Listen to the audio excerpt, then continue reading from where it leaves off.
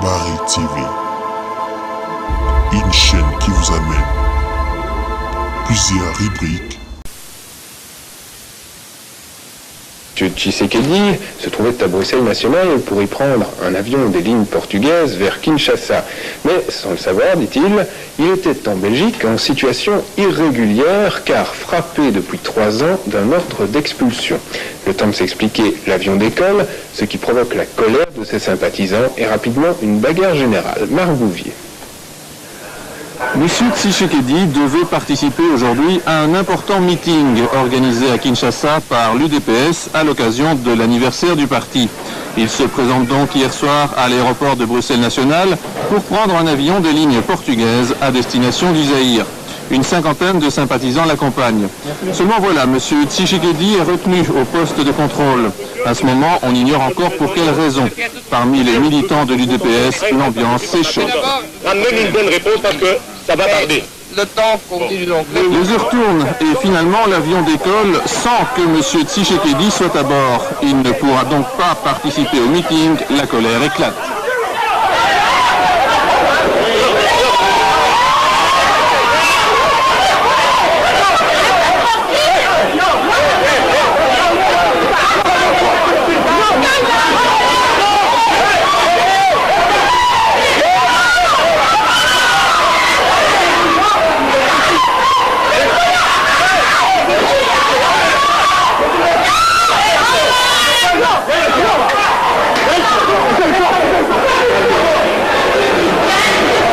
Résultat, 3 blessés dans les rangs des forces de l'ordre, 2 blessés parmi les militants zaïrois. Il n'y aura pas d'arrestation, mais l'affaire ne se conclut pas là. On connaîtra ce matin seulement la raison de l'interpellation de M. Tshisekedi. En fait, l'opposition zaïrois faisait l'objet d'un ordre d'expulsion signé en avril 88 par Jean Gol, à l'époque ministre de la Justice. Cet ordre d'expulsion, basé sur un arrêté ministériel, était valable pour 10 ans. M. Tshisekedi affirme qu'il n'en savait rien, et on peut le croire puisqu'il avait reçu récemment un visa des autorités belges avec la bénédiction de l'Office des étrangers.